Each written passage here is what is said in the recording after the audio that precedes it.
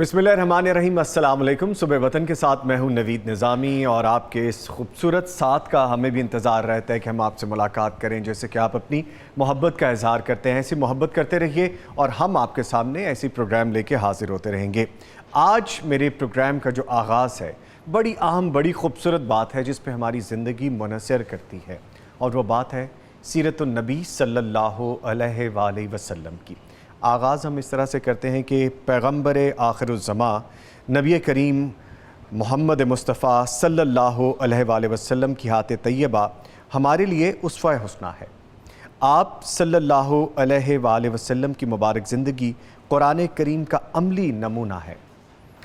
गोया आप सल्लल्लाहु अलैहि वसल्लम चलता फिरता कुरान थे।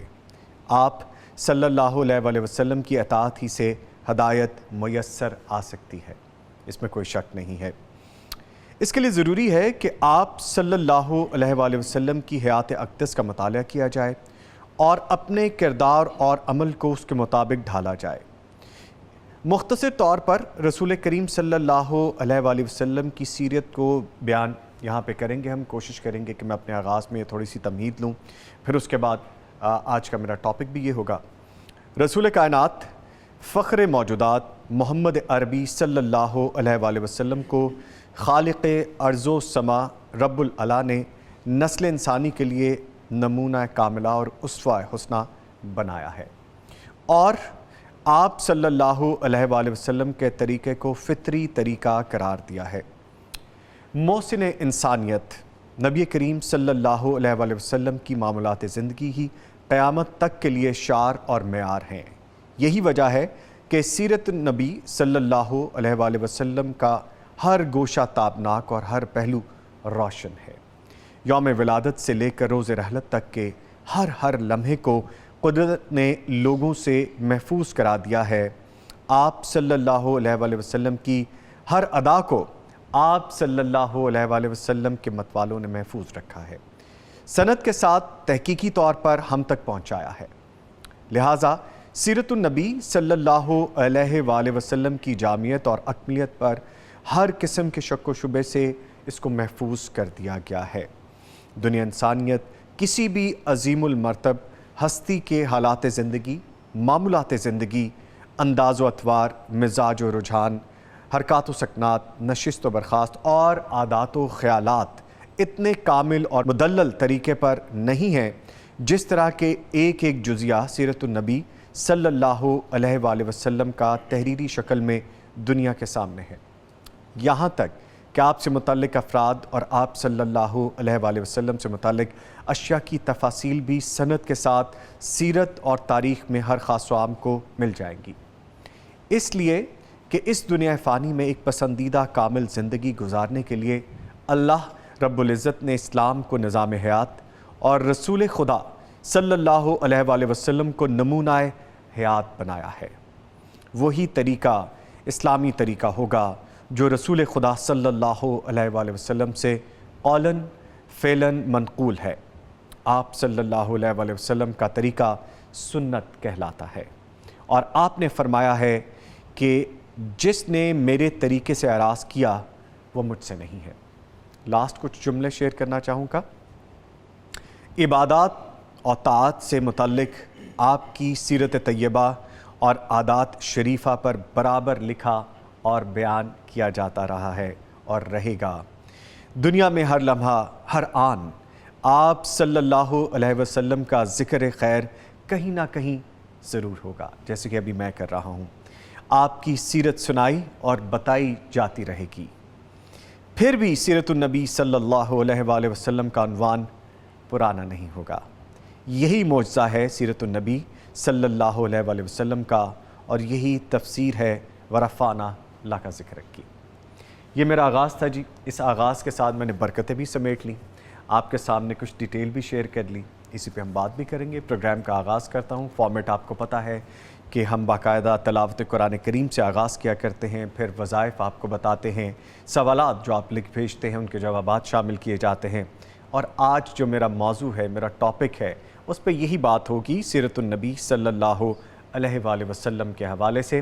اس کے بعد ہم جو ہمارا لاسٹ بریک کا سیشن آئے گا اس میں حمد و نعت یا نظم شامل کرتے ہیں، اور پھر آج کا سیگمنٹ ہے خوابوں کی تعبیر کے حوالے سے، جس کا آپ کو انتظار رہتا ہے۔ اسٹوڈیوز میں جو معزز مہمان موجود ہیں آپ کو تعارف کرواؤں۔ میرے ساتھ موجود ہیں قاری احمد یار حقانی صاحب، معروف قاری ہیں پیغام ٹیلی ویژن کے، اور ایک جانا پہچانا نام ہے، ان کو ویلکم کریں گے۔ سر السلام علیکم۔ وعلیکم السلام۔ کیسے ہیں سر آپ؟ خیریت سے ہیں؟ اللہ کا شکر۔ ماشاءاللہ۔ ان کے ساتھ موجود ہیں مفتی محمد اجمل بھٹی صاحب، فاضل مدینہ یونیورسٹی ہیں، عرصہ دراز سے حدیث اور شرعی علوم کے استاد ہیں، پی ایچ ڈی اسکالر ہیں، ہمیں بہت کچھ بتاتے ہیں، سکھاتے ہیں، علم کی رہنمائی ملتی ہے ان سے۔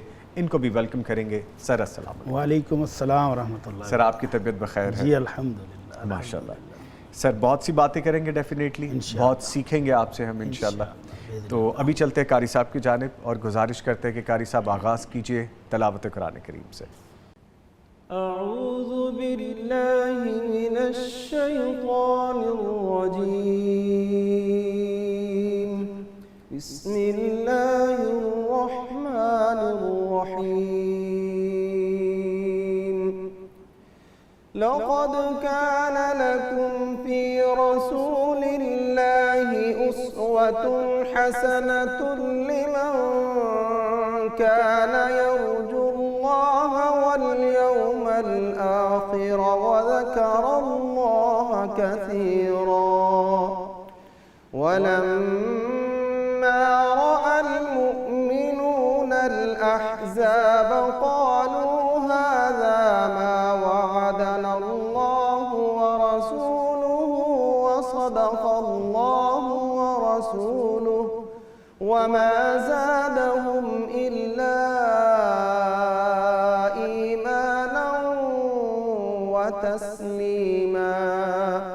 من المؤمنين رجال صدقوا ما عاهدوا الله عليه، فمنهم من قضى نحبه ومنهم من ينتظر وما بدلوا تبديلا، ليجزي الله الصادقين بصدقهم ويعذب المنافقين إن شاء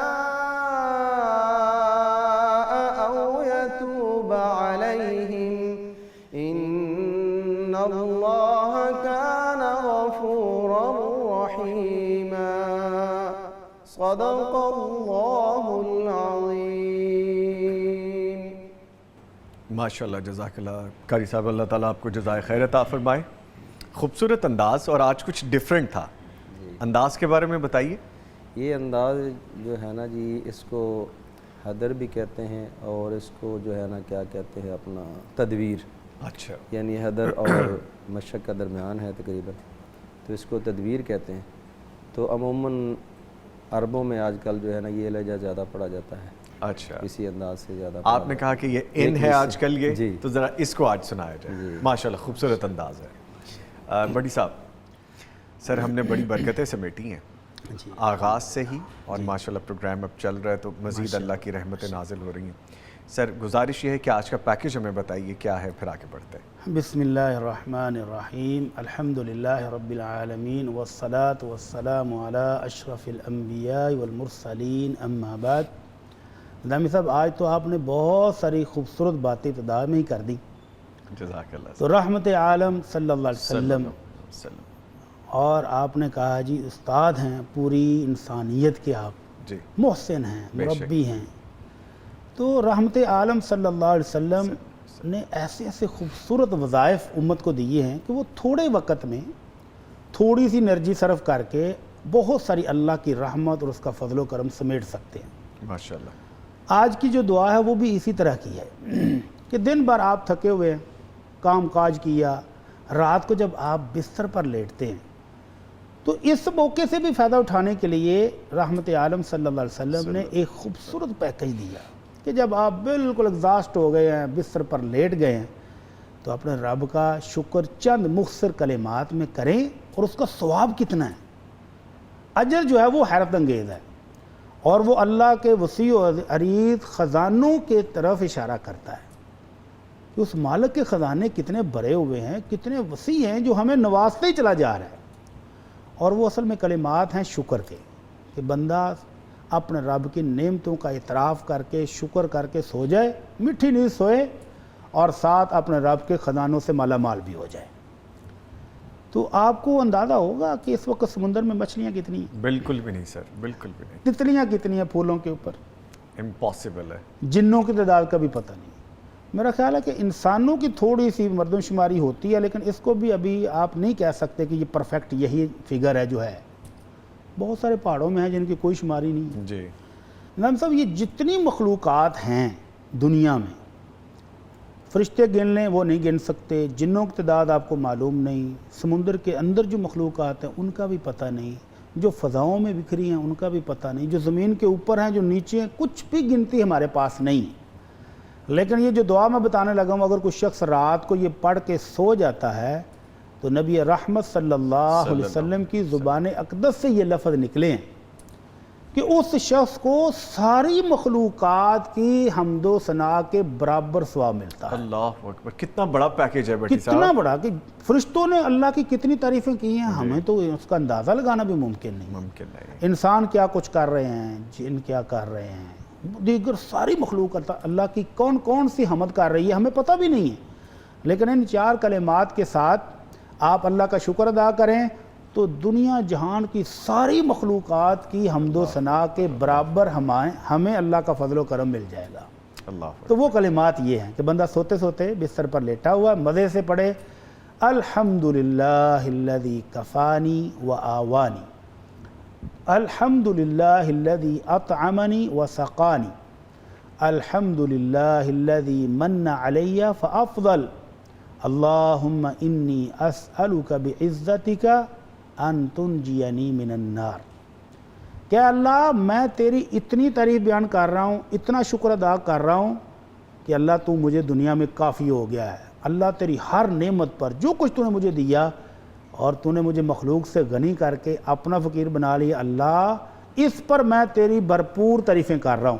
سبحان اللہ۔ اللہ تو نے مجھے رہنے کے لیے گھر دیا ہے، سبحان اللہ۔ اللہ تو نے کھانے کے لیے دیا اور پینے کے لیے مشروبات رنگا رنگ دیے، سبحان اللہ۔ ان سب پر اللہ بے تحاشا تیری تعریفیں ہیں۔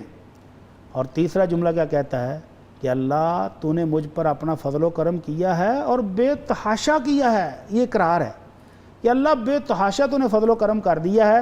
تو آخر میں ریکویسٹ بھی کرتا ہے کہ اللہ تیری عزت کے ساتھ میں سوال کر رہا ہوں کہ مجھے جہنم سے بھی بچا لے۔ سبحان یعنی اللہ۔ دنیا میں کھانے پینے رہنے کے لیے گھر دے دیا، میری ساری ضروریات کے لیے تو کافی ہو گیا ہے، تو آخرت میں بھی اللہ مجھے جہنم سے بچا لے۔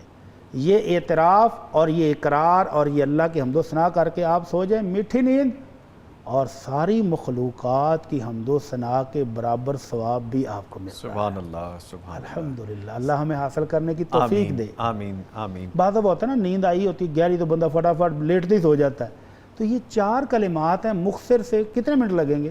آدھا منٹ بھی نہیں لگتا۔ آدھا منٹ بھی نہیں لگا۔ الحمدللہ الذی کفانی و آوانی، الحمدللہ الذی اطعمنی و سقانی، الحمدللہ الذی من علی فافضل، اللہم انی اسألک بعزتک ان تنجینی من النار۔ جزاک اللہ، جزاک اللہ بڑی صاحب، اللہ تعالیٰ آپ کو جزائے خیر عطا فرمائے۔ ایسے ایسے پیکیج آپ بتاتے ہیں کہ دل کرتا ہے میں یہ بھی یاد کروں، یہ بھی یاد کروں، اور کوشش کرنی چاہیے اس کے کرتے بارے میں۔ رہنا چاہیے۔ اچھا، مجھے ایک چیز بار بار آ رہی تھی ذہن میں، اس سے پہلے کہ ہم سوالات کی جانب جائیں، جب ڈیفینیٹلی پروگرام کرنا ہوتا ہے تو آپ کو کچھ پڑھنا اور تیاری پہلے سے ٹاپک کے حوالے سے کرنی ہوتی ہے۔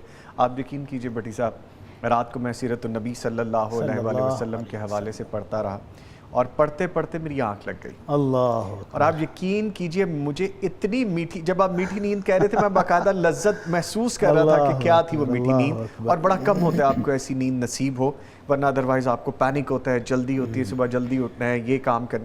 میں بہت میٹھی نیند سویا، اور آپ دیکھیں بلیسنگز کتنی ہیں کہ صبح جب میں اٹھا تو میں نے کہا موبائل کو چارج کر دوں، میں لگا دوں، کیونکہ سارا دن پھر ٹائم نہیں ملتا، کبھی گاڑی میں کبھی ادھر لگاتے رہتے ہیں آفس میں۔ جب میں نے پہلی ونڈو کھولی تو سیرت النبی صلی اللہ علیہ وآلہ وسلم اوپن تھا سر، میری پہلی نظر اس پہ پڑی۔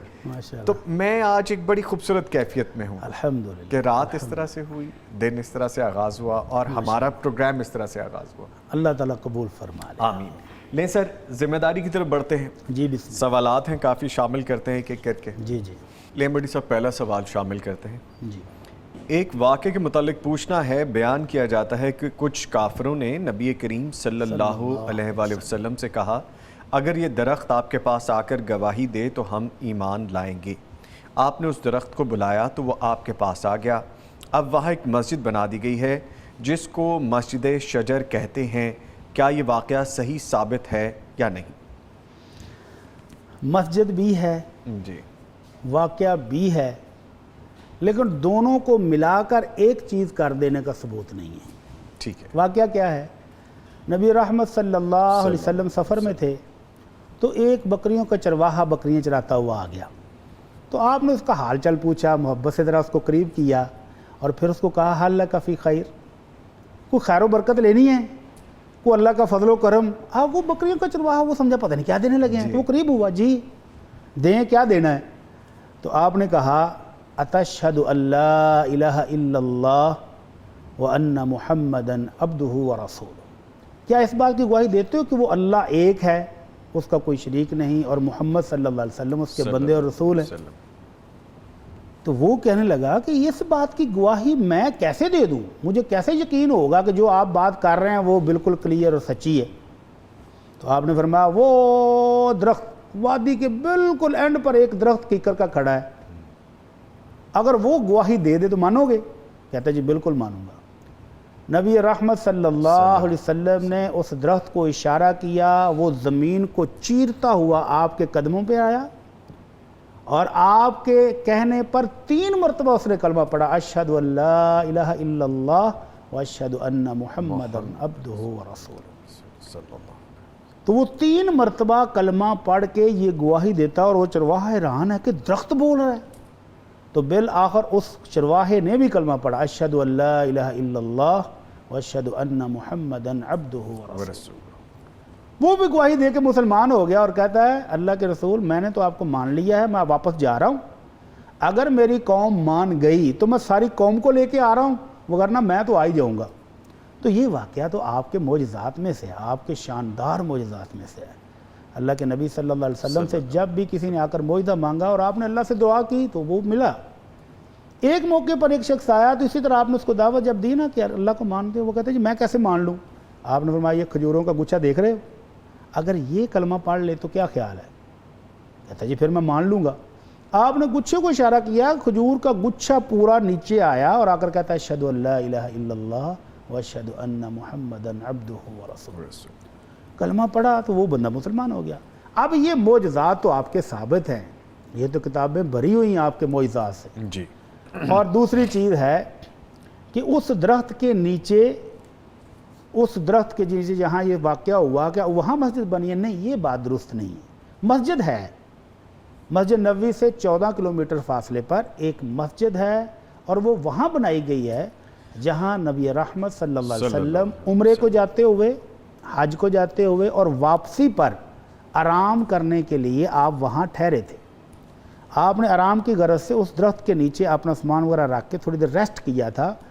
اسی درخت کے نیچے مسجد بنا دی گئی ہے جس کو کہتے ہیں مسجد الشجرہ. مورخین نے اس کا بار بار تذکرہ کیا ہے، اس کی صورت بھی بتائی ہے، کب کب اس میں اضافہ ہوا، کب کب اس میں بہت ساری چیزیں شامل، وہ بھی ساری تفصیل موجود ہے، ساری موجود ہے. لیکن اس واقعے کا اس درخت کے ساتھ تعلق ثابت نہیں ہے. درخت کون سا ہے؟ جہاں آپ آرام کیا کرتے تھے، حج کو جاتے ہوئے یا واپس آتے ہوئے مدینہ منورہ داخل ہونے سے پہلے آپ اس درخت کے نیچے آرام فرمایا کرتے تھے. تو صحابہ کرام نے وہاں مسجد بنائی اور بعد میں وہ بنتی بنتی آپ بہت شاندار بہت بڑی مسجد ہے تو اس کو مسجد شجرہ کہتے ہیں. ٹھیک ہے. مسجد بھی موجود ہے، آپ کے معجزات بھی ثابت ہیں، لیکن ان دونوں کو ملا کر مسجد شجرہ بیان کرنا وہ اس کا ثبوت نہیں ہے. ٹھیک ہے. سر آگے بڑھتے ہیں. ایک سوال اور ہے. لکھتے ہیں میری والدہ صاحبہ ضعیف العمر ہیں، وہ کرسی پر بیٹھ کر نماز ادا کرتی ہیں. مجھے کسی نے کہا ہے کہ کرسی پر نماز پڑھنے سے نماز کا ثواب آدھا رہ جاتا ہے، کیا یہ بات درست ہے؟ رہنمائی درکار ہے. اللہ رب العزت کی بے پناہ رحمت، اس کے فضل و کرم کا تو ابھی ہم تذکرہ کر رہے ہیں. جی.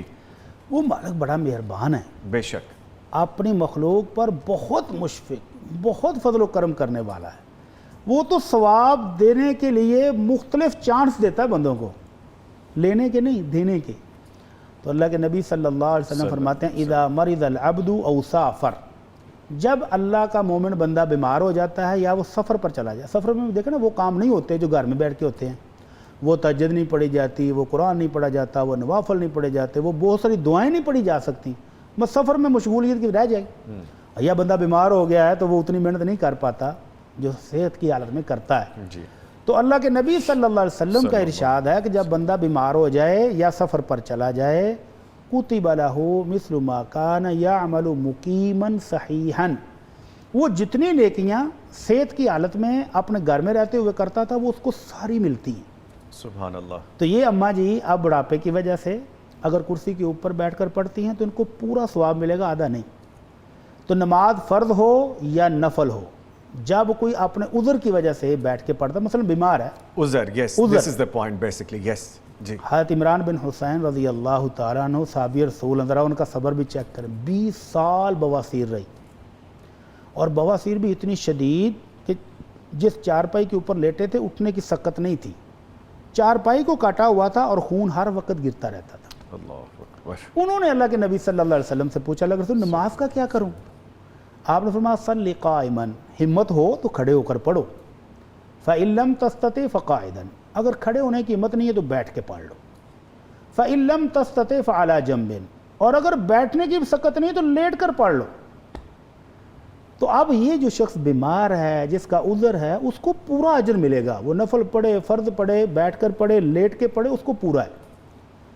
البتہ اگر کوئی شخص بغیر عذر کے ایسے ہی ایگزیکٹلی صحت مند بھی ہے، گھر میں بھی موجود ہے، مسافر بھی نہیں ہے، اور پھر بھی کہنی میں تو بیٹھ کے پڑھوں گا، صوفے بیٹھ کر، کرسی کے اوپر بیٹھ کر، تو فرض نماز اگر بلا عذر، بار بار بتا دیں دانشوروں کو جی بالکل، کہ اگر بلا عذر پڑھے گا تو فرض نماز قبول ہوتی ہی نہیں ہے۔ اللہ کے نبی صلی اللہ علیہ وسلم نے حکم دیا کہ کھڑے ہو کر نماز پڑھو، تو جو بغیر عذر کے بیٹھ کے فرض نماز پڑھے گا اس کی نماز قبول ہی نہیں ہوتی، ادا ہی نہیں ہوتی۔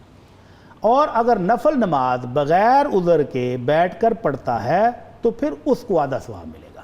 آپ نے فرمایا کھڑے ہو کر پڑھو، تو یہ افضل ترین طریقہ ہے جی۔ اور جس شخص نے بیٹھ کر نماز پڑھی تو اس کو کھڑے ہو کر پڑھنے والے سے نصف ملے گا، یہ ایگزیکٹ پوائنٹ ہے یہ۔ اور اگر کسی نے لیٹ کر پڑھی، بستر پر دائیں کروٹ پر لیٹا اور نماز پڑھ لی، تو اس کو بیٹھ کر پڑھنے والے سے بھی آدھا ملے گا۔ کب؟ جب اس کا عذر کوئی نہیں۔ لیکن اگر وہ بیمار ہے، مثلا ہاسپٹل میں پڑے ہوئے لوگ، وہ اٹھنے کی سکت ہی نہیں رکھتے، جی۔ کروٹ بدلنے کی بھی سکت نہیں رکھتے، تو جس حالت میں وہ معذور شخص پڑھے گا اس کو پورا ثواب ملے گا۔ لیکن بغیر عذر کے اگر نفل نماز بیٹھ کے پڑھتا ہے تو اس کی آدھا اجر، اور اگر فرد بیٹھ کر پڑھتا ہے بغیر عذر کے تو وہ قبول ہی نہیں ہوتی ہے۔ ٹھیک ہے، یعنی دو چیزیں آپ نے ڈیفائن کی، ایک بیماری کی حالت، جی، دوسرا عذر ہو، عذر تو پھر تو کوئی ٹھیک شرعی ہے۔ عذر ہو، مثلا سفر پہ جا رہے ہیں، اللہ جی۔ کے نبی صلی اللہ علیہ وسلم سفر کے دوران اپنی سواری کے اوپر نفل پڑھ لیتے تھے۔ یہ عذر ہے کہ سفر میں ہیں اور نیچے اترنا اور رکنا ممکن نہیں ہے، تو سواری کے اوپر جاتے جاتے آپ بیٹھ کر نفل پڑھتے رہتے تھے۔ ٹھیک ہے، لیں جی آگے بڑھتے ہیں۔ ایک سوال پوچھا گیا ہے، ہم اگر غریبوں کے لیے صدقے کا گوشت پکاتے ہیں، انہیں کھانا کھلائیں گے، یا ویسے صدقے کی نیت سے کھانا پکا کر بانٹنا چاہتے ہیں، تو کیا ہم خود اس میں سے کچھ کھا سکتے ہیں؟ دو صورتیں ہو سکتی ہیں، ایک تو ہے کہ آپ کوئی فرضی صدقہ دے رہے ہیں، کوئی کفارہ دے رہے ہیں، اس میں سے تو آپ نہیں کھا سکتے، جی۔ یا جب آپ نے نیت کی نا، اس وقت آپ نے نیت کی کہ یہ غریبوں کا ہے، تو جو کچھ پکایا ہے وہ غریبوں میں ہی بانٹنا ہے، پھر آپ اس میں سے خود بھی نہیں کھا سکتے اور اپنے امیر رشتہ داروں کو بھی نہیں کھلا سکتے۔ اور اگر صدقہ کرنے سے پہلے آپ نے نیت کر لی کہ ہم یہ دیگیں پکوا رہے ہیں، یہ کھانا تیار کروا رہے ہیں، اس میں سے گھر والے بھی کھائیں گے، کچھ مہمان آئے ہوئے ہیں وہ بھی کھائیں گے اور بانٹیں گے بھی، تو یہ آپ کی نیت پر منحصر ہے۔ اگر آپ نیت کر لیتے ہیں کھانے کی بھی اور بانٹنے کی بھی تو جائز ہے، اور اگر آپ نے نیت پہلے سے کی تھی کہ نہیں یہ صرف غریبوں میں تقسیم ہوگا تو پھر آپ اس میں سے نہ کھائیں۔ ٹھیک ہے سر، اگلا سوال ہے، کوئی غیر مسلم اگر مسلمان کو خلوص دل سے دعا دیتا ہے تو کیا اس کے حق میں اس غیر مسلم کی دعا قبول ہوگی؟ اللہ اکبر، کیا ذہن میں آتا ہے کہ غیر مسلم جو ہے وہ اللہ کا بندہ نہیں ہے، وہ بھی اللہ کی مخلوق Definitely اللہ کا ہے، بندہ۔ اللہ کی مخلوق ہے۔ جی۔ مسلمان کو اللہ کے رسول صلی اللہ علیہ وسلم نے دعا کی قبولیت کے 3 درجے بتائے تھے۔ کہ ہر مسلمان جب دعا کرتا ہے تو اللہ اس کو 3 طریقوں سے قبول کرتا ہے۔ اما ان یؤجل لہ دعوتہ، یا تو اس کی دعا فوری قبول ہو جاتی، ادھر دعا کر کے ہٹا ہے اور ادھر کان میں آواز آتی ہے وہ تمہاری وہ فلاں چیز آ گئی ہے، قبول ہو گئی۔ قبول ہو گئی۔ دوسرا درجہ یہ ہے وہ اما ان یدخر لہ فی الآخرہ، اللہ اس کا اجر و ثواب آخرت کے لیے سٹور کر کے رکھ لیتا ہے، آخرت میں ملے گا قیامت والے دن۔ یا اللہ اس کی دعاؤں کی وجہ سے اس کو کوئی مصیبت، کوئی مشکل، کوئی تکلیف آنے والی تھی اور دعاؤں کی وجہ سے اللہ نے وہ پیچھے ٹال دی، تو صحابہ کرام کہنے لگے اللہ کے رسول ہماری دعا کے 3 سٹیٹس اللہ نے رکھے ہیں، تو پھر تو اذا نقصر ہم بڑی دعائیں مانگیں گے۔ آپ نے فرمایا اللہ اکثر، اللہ بھی بہت قبول کرتا ہے، مانگے جو۔ بے شک، بے یہ شک۔ مسلمان کے لیے جی۔ تو کافر کی دعا کا ہمارے ذہن میں آتا ہے کہ اس کی دعا کیسے قبول ہوگی، جی۔ جبکہ ہم بار بار یہ حدیث بھی سنتے ہیں کہ ایک بندہ حرام کا مال لے کر عمرے کے لیے حج کے لیے گیا، لباس بھی حرام کی کمائی کا، کھانا پینا بھی حرام کی کمائی کا، جسم جو پلا ہوا ہے وہ بھی حرام سے، تو اللہ کے رسول فرماتے ہیں انا یستجاب لہ، عمرہ کرنے گیا ہے لیکن کمائی حرام کی تھی تو اللہ کیسے قبول کرے گا؟ یہ مسلمان کا ذکر یہ ہو رہا ہے۔ مسلمان کا۔ جی۔ اور دوسری طرف کافر ہے، کافر ہے۔ جس کے ہاں حلال حرام کی تمیز ہی کوئی نہیں، تو دعا کیسے قبول ہوگی؟ جی۔ یہ تھوڑا سا ذہن میں آتا ہے نا۔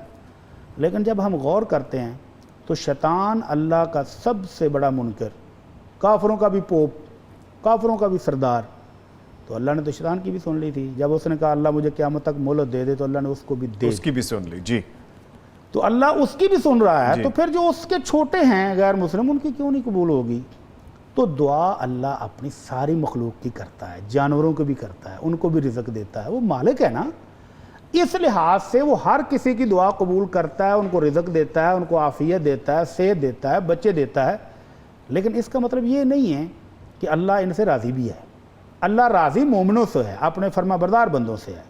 جو اللہ کا فرما بردار ایمان نہیں لایا اس سے راضی نہیں، البتہ عطا وہ اس کو بھی کرتا ہے کیونکہ وہ رب العالمین ہے۔ رب العالمین کا مطلب کہ سارے جہانوں کو وہی ہے پالنے والا، ماشاءاللہ، تو وہ جانوروں ماشاءاللہ، کو، سبحان انسانوں اللہ۔ کو، جنوں کو، ہر مخلوق کو وہ عطا کرتا ہے، اور ہر مخلوق اسی سے مانگتی ہے، بے شک، بے تو وہ شک۔ دیتا ہے۔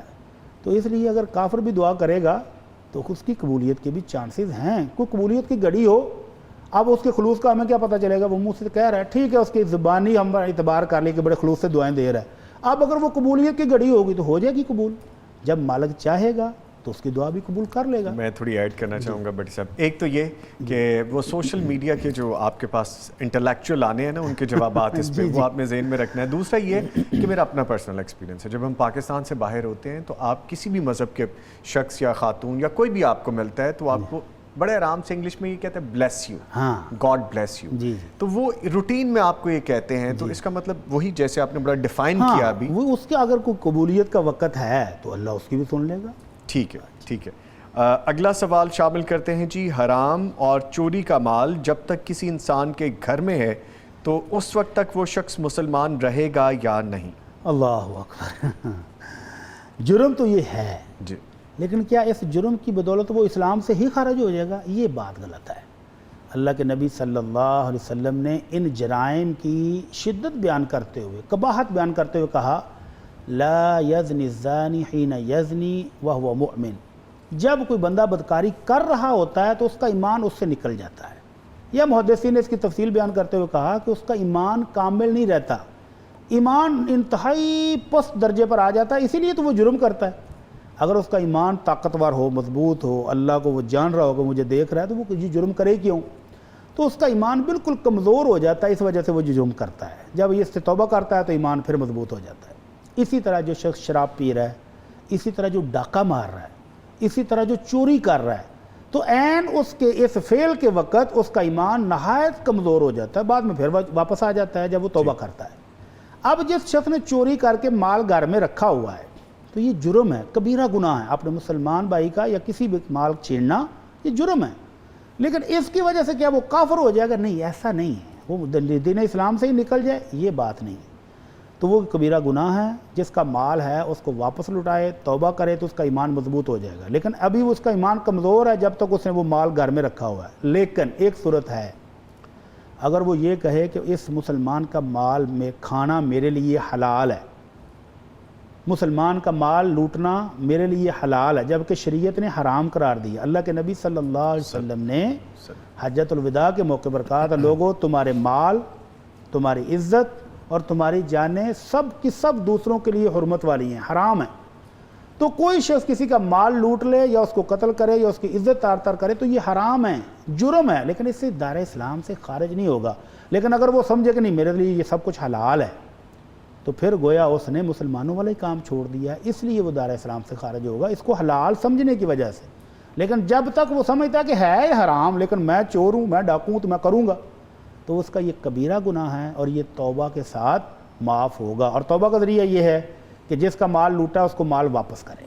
ٹھیک ہے، ٹھیک ہے، یعنی کہ دونوں صورتیں آپ نے بیان کر دی ہیں۔ ٹھیک، اچھا آگے پوچھے جی کہ میں کسی کو قرآن کریم پڑھنے کی ترغیب دلانے کی کوشش کر رہی تھی اور انہوں نے مجھے کہا کہ کہیں نہیں لکھا کہ قرآن پڑھنا فرض ہے جس طریقے سے نماز فرض ہے، اس کا جواب دیتے ہوئے کون سی صحیح دلیلیں پیش کر سکتی ہوں؟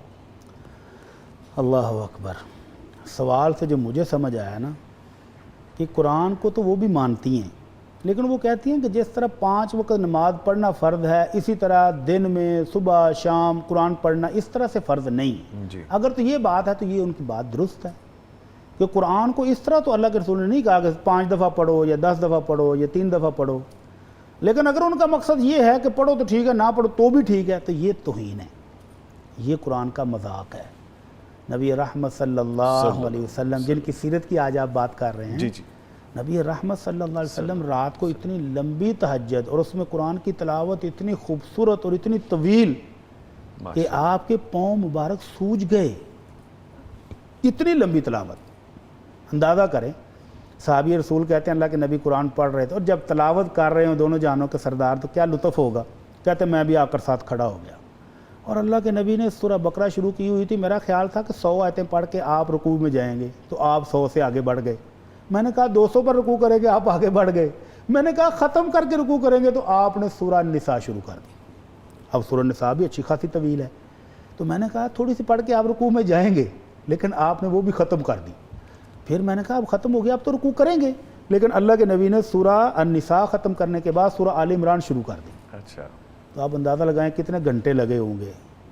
تو وہ صحابی تھک گئے لیکن جاری رکھی، اب چھوڑنے کو بھی دل نہیں کرتا۔ تو صبح کہتے ہیں اللہ کے نبی رات کو مزہ تو بڑا آیا لیکن نہ میں چھوڑ کے جانے کا پروگرام بنا لیا تھا، اتنی دیر میرے سے کھڑا نہیں ہوا جا رہا تھا۔ تو جس امت کے سردار، جس امت کے مربی ساری ساری رات قرآن پڑھیں، امتی یہ کہے کہ قرآن پڑھنا ضروری نہیں ہے، اللہ تو یہ بہت بڑا مذاق ہے۔ اللہ اکبر۔ اللہ کے نبی نے تو حکم دیا اقرأوا القرآن فإنه يأتي يوم القیامہ شفیعا لأصحابہ، قرآن پڑھا کرو، یہ قرآن مجید تمہارے لیے سفارشی بن کے آئے گا سر اس سے قیامت بڑی والے دن۔ دلیل کیا ہوگی؟ کیا ہوگی؟ کیا ہوگی دلیل؟ اور آپ کا عمل مبارک کہ ساری زندگی آپ نے طویل ترین تلاوتیں کی ہیں جی اور پھر صحابہ کرام کو حکم بھی دیا ہے، تو قرآن پڑھنا چاہیے، جی تھوڑا پڑھ لیں۔ جی اور پھر نظامی صاحب ایک بڑی تڑپا دینے والی آیت ہے قرآن مجید میں، سر۔ دنیا میں کمزور آدمی کیس کرے نا تو کہتے ہیں خیر ہے، اور اگر کسی علاقے کا چودھری کوئی سردار کوئی وڈیرا کیس کر دے تو پھر کہتے ہیں لو جی اب یہ نہیں بچتا۔ اور اگر عدالت ہو رب العالمین کی، اللہ اکبر، رب العالمین عدالت لگائے ہوئے ہو اور کیس کرنے والا سارے نبیوں اور رسولوں کا سردار محمد صلی اللہ علیہ وسلم ہوں، اس بندے کا کیا بنے گا؟ بچے گا؟ وہ امپاسبل ہو جائے گا پھر تو۔ قرآن مجید کے اندر وقال الرسول یا رب ان قوم اتخذوا هذا القرآن مہجورا، کہ اللہ کے نبی نے شکایت لگا دی کہ اللہ میری امت قرآن کو چھوڑ بیٹھی ہے۔